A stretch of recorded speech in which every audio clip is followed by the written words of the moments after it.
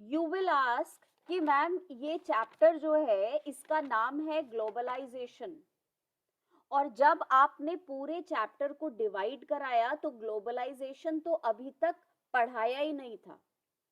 हमें लगा part 1 MNCs जो है वो ग्लोबलाइजेशन है, हमें लगा इन्वेस्टमेंट जो है वो ग्लोबलाइजेशन है, हमें लगा ट्रेड जो है वो ग्लोबलाइजेशन है।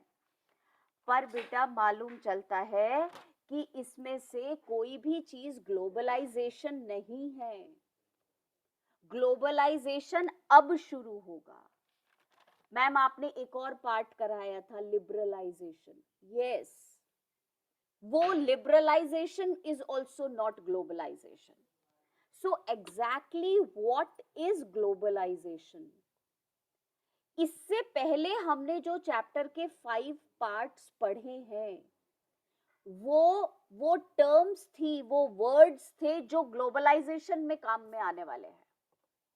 तो ग्लोबलाइजेशन अंडरस्टैंड ही हम तब कर पाते जब हमें वो सारी बातें समझ में आ जाती। इसलिए इन्होंने डायरेक्टली व्हाट इज ग्लोबलाइजेशन नहीं पढ़ाया है, और हमें पढ़ना भी नहीं था उसको। हमने ग्लोबलाइजेशन से रिलेटेड जितनी बातें हैं पहले वो अंडरस्टैंड कर ली, और अब हम जब पढ़ेंगे तो वो सारी की सारी बातें इसमें पूल हो जाएंगी, काम आ जाएंगी, और फिर चैप्टर खत्म हो जाएगा। तो जैसे एक एग्जाम्पल बड़ा प्यारा सा दे रही हूं, जैसे आपको पढ़ाना होता है बेटा, पूरा का पूरा जो लंबा वाला बुक्स होती है, बड़ी बड़ी कहानियां पढ़ानी होती है, साइंस पढ़ानी होती है, सबकी शुरुआत एबीसीडी से ही होती है। तो पहले एबीसीडी पढ़ा देते हैं, और फिर वही एबीसीडी वही अल्फाबेट काम आते हैं आगे चल के। ऐसे ही है। तो आज का जो हमारा टॉपिक है, आज की जो हमारी हेडिंग है वो है ग्लोबलाइजेशन।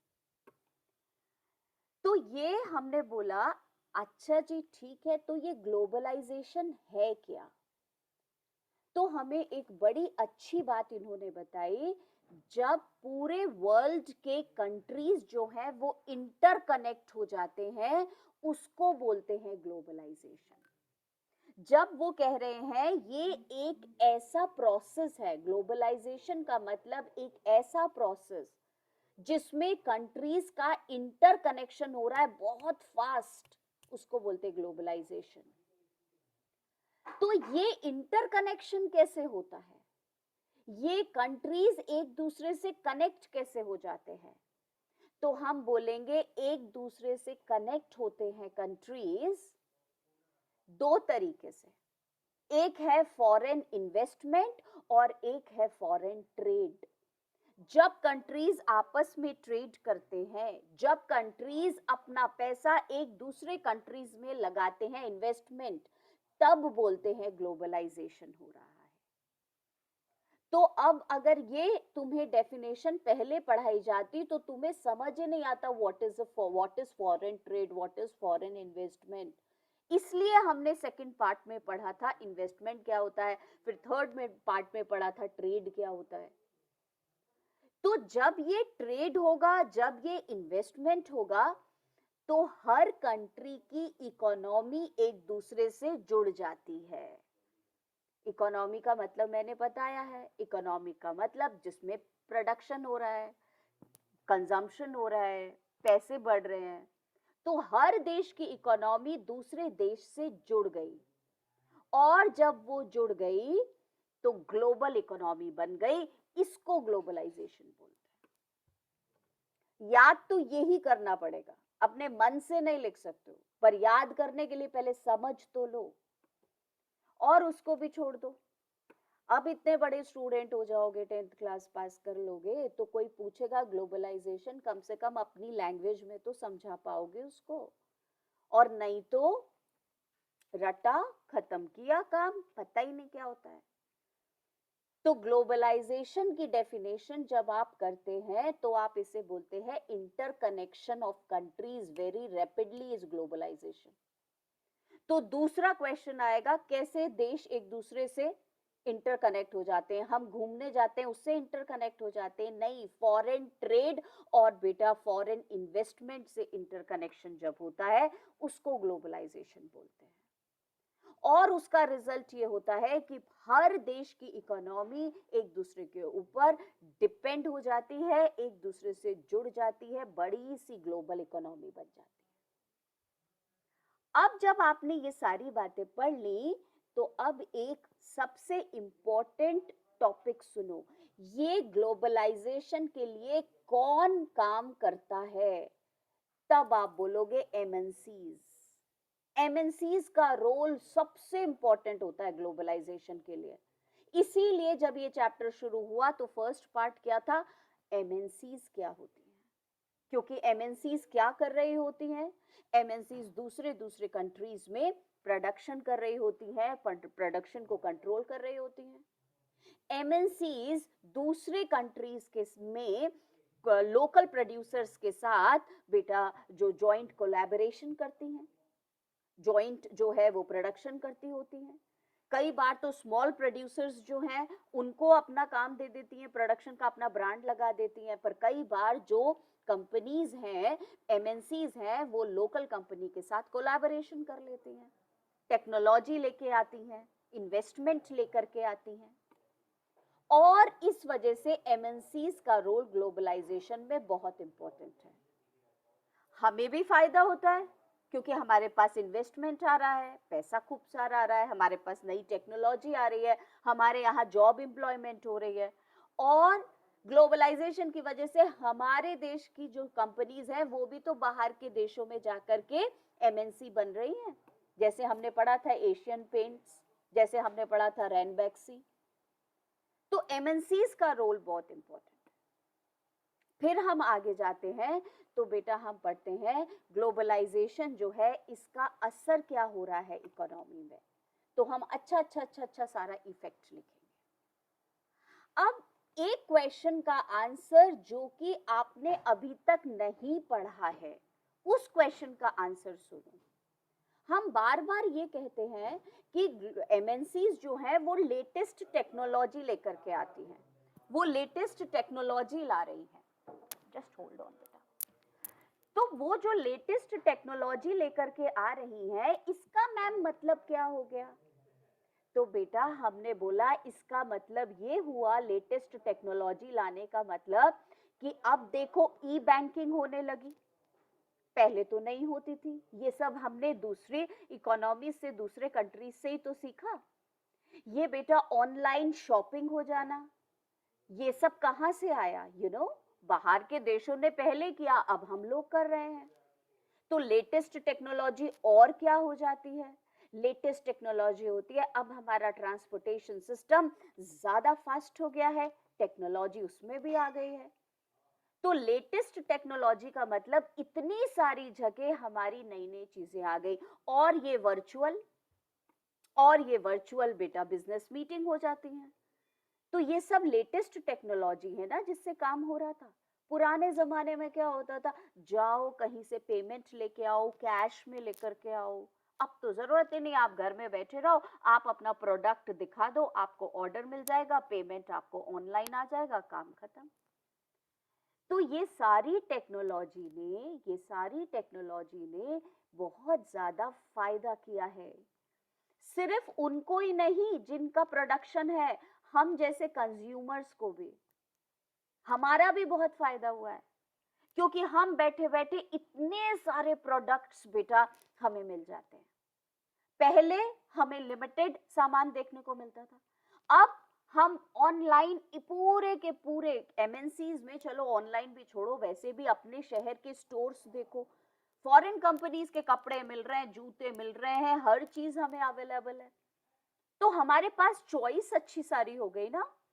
और जब हमारे पास अच्छी सारी चॉइस हो गई है तो बेटा हमें ये भी पता है कि हमें प्राइस भी ठीक मिलेगी। क्योंकि कंज्यूमर्स जो है वो कहेंगे अच्छा तुम महंगा दे रहे हो तो हम इस कंपनी का प्रोडक्ट खरीद लेते हैं। और हमारे ही जो लोकल प्रोड्यूसर्स थे, हमारे ही देश के जो प्रोड्यूसर्स थे, वो हमें अच्छी क्वालिटी देते हैं।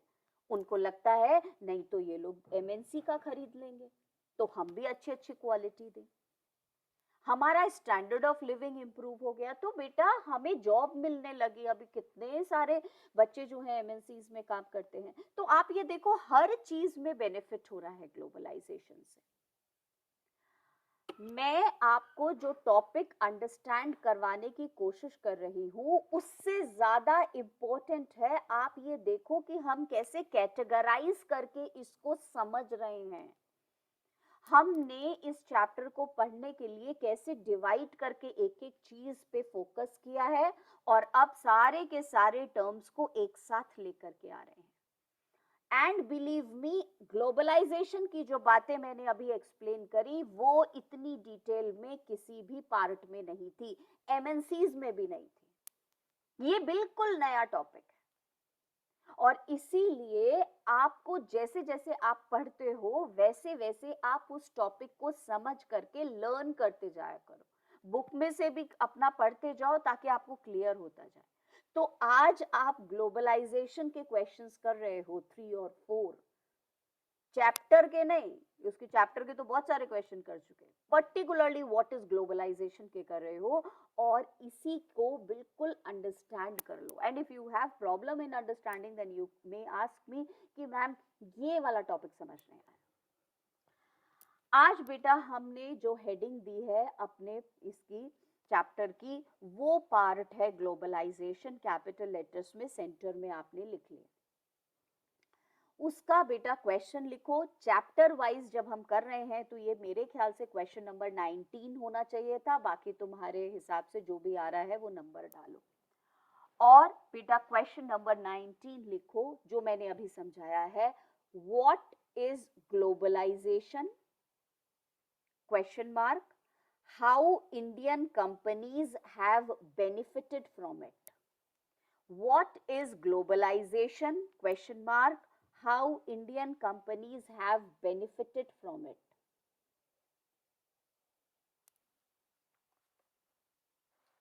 दो चीजें हम लिखेंगे, पहले ग्लोबलाइजेशन का मीनिंग लिखेंगे, फिर हमारे इंडिया की कंपनीज को ग्लोबलाइजेशन से जो बेनिफिट्स हुए हैं उसे लिखेंगे।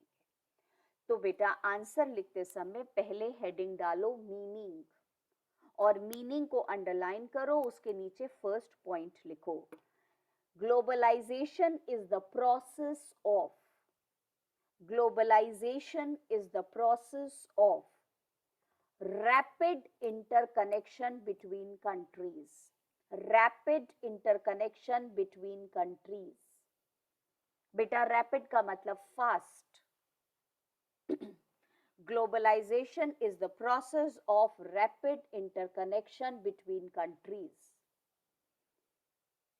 Second point, this interconnection is through, और ये देशों के बीच में इंटरकनेक्शन होता कैसे है, this interconnection is through foreign trade and foreign investments, foreign trade and foreign investments by MNCs, by MNCs. Third point, it means, इसका मतलब it means the coming together of, it means the coming together of various economies of the world, various economies of the world to create a global economy, to create a global economy. बेटा what is globalization, meaning लिखा, first point लिखा, globalisation is the process of rapid interconnection among countries. Number 2, this interconnection is through foreign trade and foreign investment by MNCs. Third point, it means the coming together of various economies of the world to create a global economy. अब बेटा next heading दो और वो है benefits to Indian companies. Second part of the question, benefits of Indian economies. Underline करो और अब हम 3 फायदे बताएंगे ग्लोबलाइजेशन से जो इंडियन कंपनीज को फायदे हो रहे हैं। First point, increased production quality, increased production quality by investing in new technology, by investing in new technology or production methods. पहला फायदा, हमारे प्रोडक्शन मेथड बेटा इंप्रूव हो गए, हमारी क्वालिटी सामान की इंप्रूव हो गई. Repeating it, increased production quality by investing in new technology or production methods. Second benefit लिखो, some have collaborated with foreign companies. Some have collaborated with foreign companies. और बेटा सम का मतलब some Indian companies foreign companies के साथ collaborate कर चुकी हैं. कोलैबोरेट करने की वजह से, उनके साथ मिलके काम करने की वजह से उनका प्रोडक्शन खूब तेज हो गया. और बेटा third point, some Indian companies have emerged as MNCs. Some Indian companies have emerged as MNCs. हमारे देश की कुछ कंपनीज इमर्ज हुई हैं बेटा, उभरी हैं, बाहर आई हैं एमएनसीज बन के. फुल स्टॉप के बाद for example Tata Motors, Ranbaxy etcetera. और नाम याद हो तो वो भी कर लेना. Some Indian companies have emerged as MNCs. Full stop, for example Tata Motors, Ranbaxy etcetera.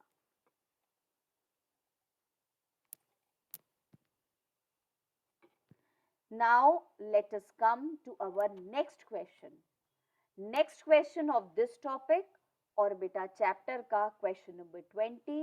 Question है, describe the impact of globalization. Describe the impact of globalisation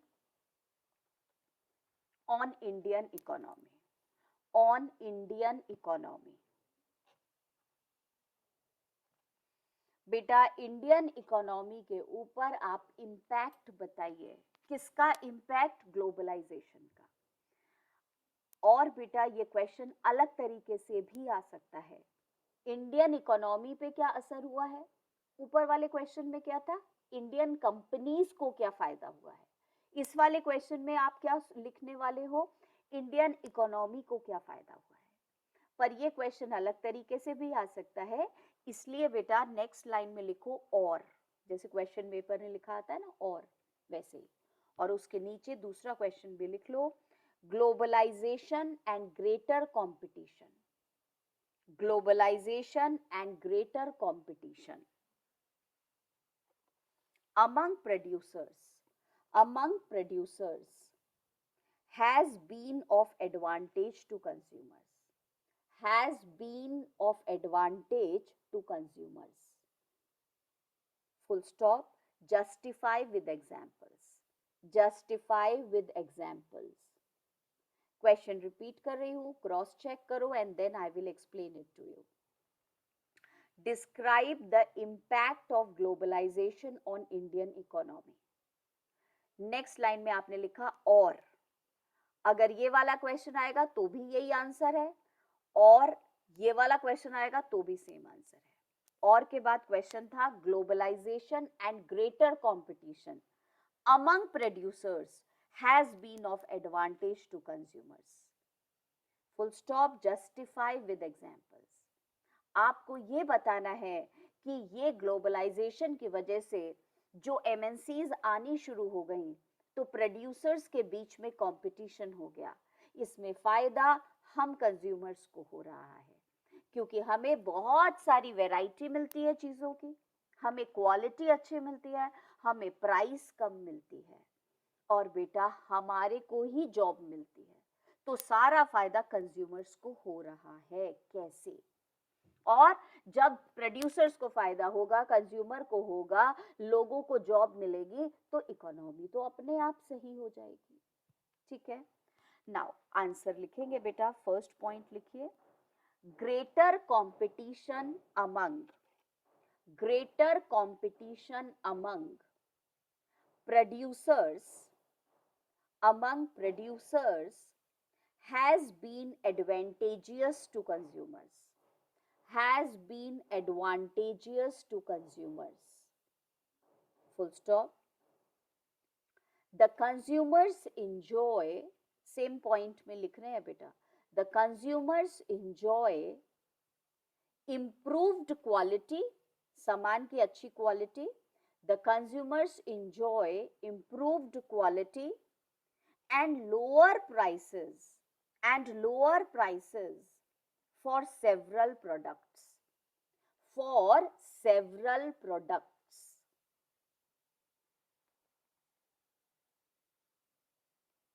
ठीक है. Second point, a higher standard of living. अब इतने सारी चीजें खरीदेंगे तो a higher standard of living, comma, specially in urban areas. Specially in urban areas. वैसे ये भी अब बेटा बिल्कुल पीछे छूट गया है, अब तो रूरल एरियाज में भी बहुत बढ़िया स्टैंडर्ड ऑफ लिविंग हो गया है. A higher standard of living, comma, especially in urban areas.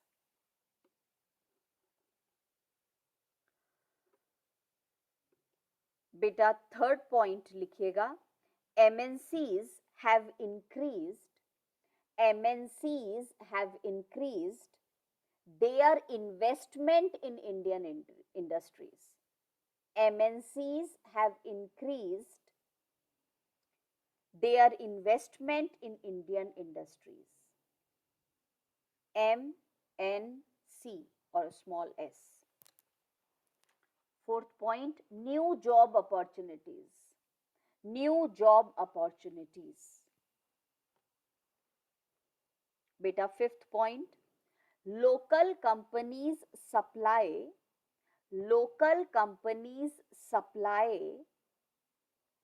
raw materials to foreign industries,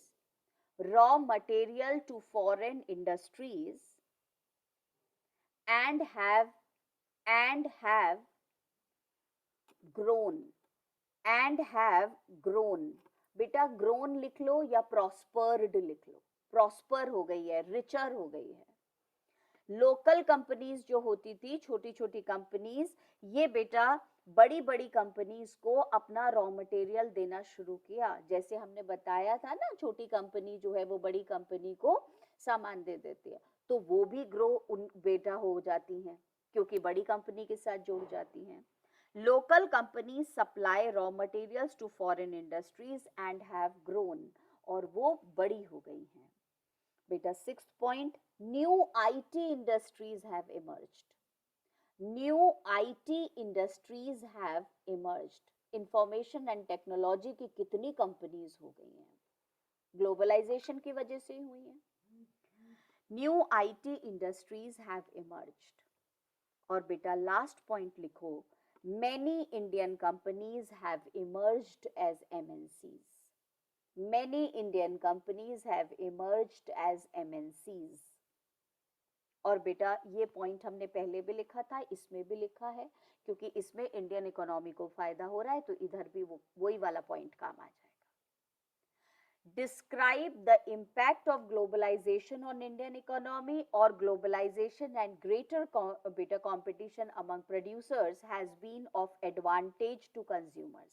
एक बेटा justify with examples. इसको जब हमने किया तो हमारे पास 7 points बने. Greater competition among producers has been advantageous to consumers. The consumers enjoy improved quality and lower prices for several products. एक ही पॉइंट था. Second point, a higher standard of living both in urban and rural areas या specially in urban areas. Third point, MNCs have increased their investment in Indian beta industries. Fourth point, new job opportunities. Fifth point, local companies supply raw materials to foreign industries and have grown. Sixth, new IT industries have emerged. और last point तो same है, many Indian companies have emerged as MNCs. आज का बेटा last question रहेगा और वो question है क्वेश्चन नंबर 21 और इस पार्ट का question number 3. explain the role of MNCs, explain the role of MNCs in promoting globalization process, in promoting globalization process.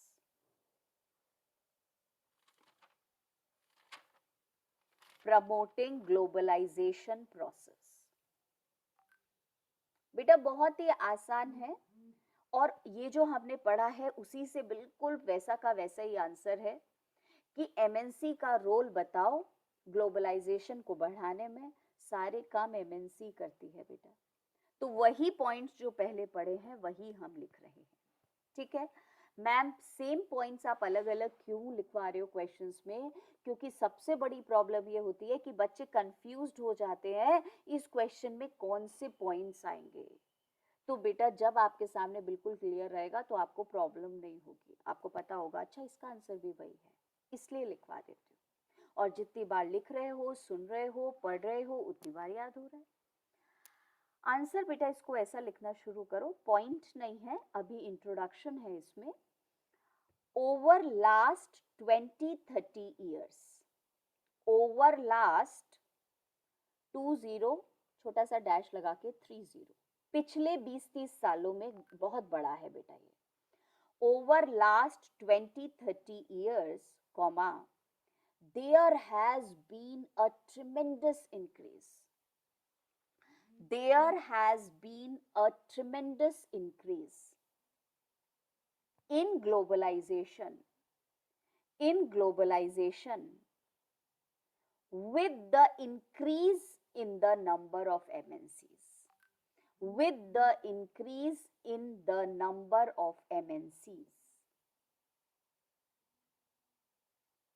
ठीक है बेटा, तो ग्लोबलाइजेशन पिछले 20 से 30 सालों में बहुत बड़ा है क्योंकि एमएनसीज का नंबर बहुत बढ़ गया है।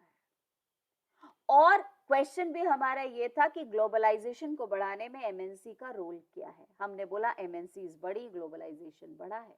इंट्रोडक्शन आपने लिखा over last 20-30 years comma there has been a tremendous increase in globalization with the increase in the number of MNCs. First point बेटा, इंट्रोडक्शन के बाद अब हम पॉइंट्स लिखेंगे जो आप जानते हो कि कौन से हैं। फर्स्ट पॉइंट लिखो, MNCs set up production centers, MNCs set up production centers worldwide, worldwide, पूरे वर्ल्ड में बेटा उसने सेंटर्स लगाए हैं MNCs ने। MNCs set up production centers worldwide। Second point, MNCs supply finished goods to different countries, finished goods to different countries। सामान बहुत supply करती है दूसरे कंट्रीज को। Third, MNCs provide jobs all over the world, MNCs provide jobs all over the world। बेटा fourth point, MNCs provide additional investment for faster production। ये point भी तुम्हें पता है, MNCs provide additional investment for faster production। और बेटा last point लिखो, MNCs bring with them, MNCs bring with them latest technology for improved production, latest technology for improved production।